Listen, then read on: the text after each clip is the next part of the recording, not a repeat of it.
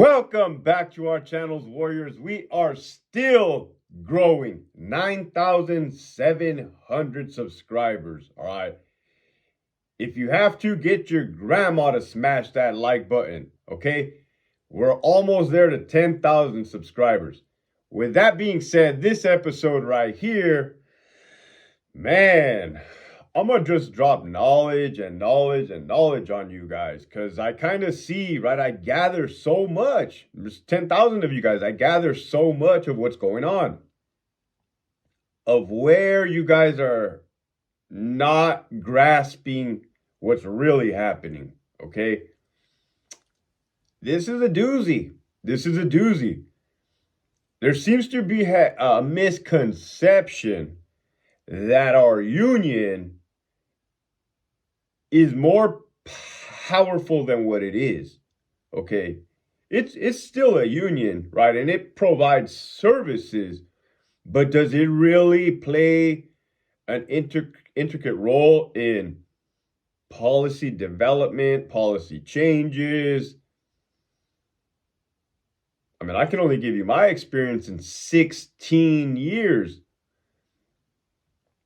Yeah, I've utilized the union and they've saved me, right? But as far as, I mean, some people haven't got saved, right? It's just kind of either luck of the draw, it's either the magnitude of a situation, right? So ain't nobody untouchable, ain't nobody got the utmost power, right? Nobody. When I was younger, right, I was 17 when I enlisted in the Army. I was very, very naive, man. I used to just eat up whatever the news would tell me, eat up whatever the recruiters. I mean, it's you're gonna get fed what you want to hear. You're gonna get fed what they want to tell you. So this question has been popping up. The closures of California prisons, right? I'm even going to go above right now. Now we're talking about California as a state, right? We all know who's running it. Well, I'm not going to say running it, but we already know who's at the top, right, of that food chain. I came into the California Department of Corrections in 2006. Right, I resigned after 16 years. So in 2006, let me tell you what happened in 2009. In 2009, there was a governor by the name of Arnold Schwarzenegger. You guys might remember him, right? The Terminator. I'll be back. I was looking for a pair of glasses. I'll be back. Well, I won't be back on this one. But the union at the time went against our boy Arnold. Man, they made little stickers saying "Screw Arnold" with a little screw. Well, he didn't like that, not one tiny bit, right? He wasn't amused in the slightest. So what he proceeded to do was give the California Department of Corrections a 15% pay cut. Boom! Across the board. Boom! Right? Meanwhile, while his buddies at the California Highway Patrol, the CHP, the people that pull security for that position, I believe they got untouched, right? It's not to knock them. It's not to say anything. I'm just giving you facts. Now imagine what 15% pay cut did to people's lives. All right, I'm going to tell you something. 07, I touched down to Centinela. After your 2 years of being a correctional officer, you get this big, massive raise. I believe it's a 10% raise. From your base pay to you get that big raise. Everybody refers to it as a big raise. That's when you're off your apprenticeship or your probation, your apprenticeship, right? You no longer got to fill out those little fish slips. You ain't got to, you get a new batch of cadets and you're a 2-year wonder, right? You know it all. Oh, man. So I got my 10% raise. I had that 10% raise for 1 month. Right now we're rolling into 2009. Not only did they take that 10%, right? I told you they took Arnold took a total of 15% across the board. They also deducted 5% from my pay, which wasn't bad, right? I could go buy a 12 pack instead of a 24 pack, right? At the time that I used to drink. I no longer drink. So, but I want you guys to know what I saw. We have a little PK, right? A little cafe, right? This was at Centinela State Prison. There's a bulletin board in there, man. People can post informational things, right? Kind of like you go to Starbucks, you see a bulletin board, right? Well, when those furloughs hit in 2009, people were selling their boats, their big trucks, their houses, their wives, their jet skis. It was nuts. It was absolutely nuts. Like, I want you guys to imagine whatever job it is right now you have. I don't know what it is. And just imagine 15% pay cut taken across the board. Boom. That's a wrap. Figure it out. Who cares? Too bad, too sad. That was like, man, I never seen this before, but you had people lining up, people hanging around staff entrance, waiting for last minute out calls to get overtime. Like, this was something else. This was something to be seen. So how does this play a role? What does this have to do with the closures of California prisons? Well, it's kind of the same exact thing, right? But now you're not getting screwed like out of money. You're getting screwed out of a job, like the whole job, like poof, gone.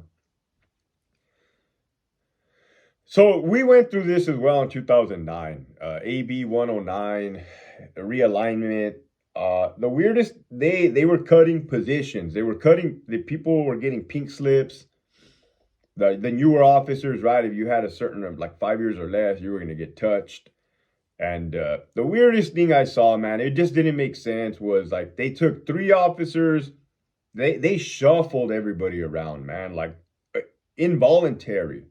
Well, voluntary, like, hey, you can get over here, you cannot have a job. So that's your voluntold, right?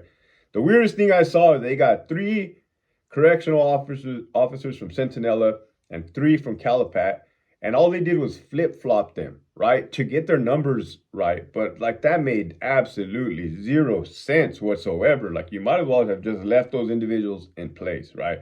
But Sacramento, and it's all its glory in their numbers, it added up to them. Didn't add up to us. So now they're going to close Chuckawalla State Prison. Now I see California Men's Colony, CMC, is closing down some facilities. RJD did close down two out of the 5 buildings on a certain yard, right? But like, is this fixing the problem? No, I already told you guys what the problem is. Is there a higher agenda to be had? Clearly, right? But man, I can't tell you how backwards they're going about everything. Look, first and foremost, the higher-ups need to stop treating the troops like crap. That's it. Bottom line. Treat them like a normal human being, right? If you don't know how, leave. Quit, retire, resign. Whatever you got to do to get out the way, right? So, because ultimately, shouldn't the goal be for success? Operational success, right? I mean, that's what you preach. Success, transparency.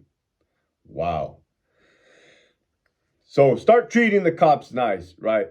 Good, man. Don't backstab them. Don't throw them under the bus. Don't disrespect them. Don't humiliate them. Don't put them under frivolous investigations. All of the above. I mean, the list goes on how not to be a bad person. Wow. So once you get the morale up, people will start showing up to work, right? Is the answer to release all these inmates to the street? and just let them out there. I'll be honest, I told you guys that when I came in, there was bunk beds, gyms, all buildings. Every cell was filled in the housing. You do your count, your central control, 100, 100, 200. Everything was packed. Everything. I saw when they started releasing all these individuals to the streets. Like, I remember thinking, like, hey, it's cool for us because we didn't got to deal with the bunk beds anymore. But like, I understand that these people are out there now, like dudes. And let's keep it real across the board, because we've seen people getting shootouts with the cops. Dudes that shouldn't be out there, right? It's just more now. Who knows what the end game is? Who knows what the, like I said, the agenda? But it's kind of just push them out there and let's see what happens, right? Well, I don't know, man. It's so wrong, so backwards in so many ways. So if you're a new cop and you get that letter, I already told you guys, man, if you're a new cop, you need to have a plan B, C, D, E, and F now. It's getting too crazy, right? So nobody should ever put, you know what they say, right? I used to be one paycheck away from being homeless. Well, guess what? Now I don't have a paycheck. So I don't got to worry about being homeless, right? It's crazy. So don't put yourself in a position you can't get out of. That's the message for today. Keep pushing forward.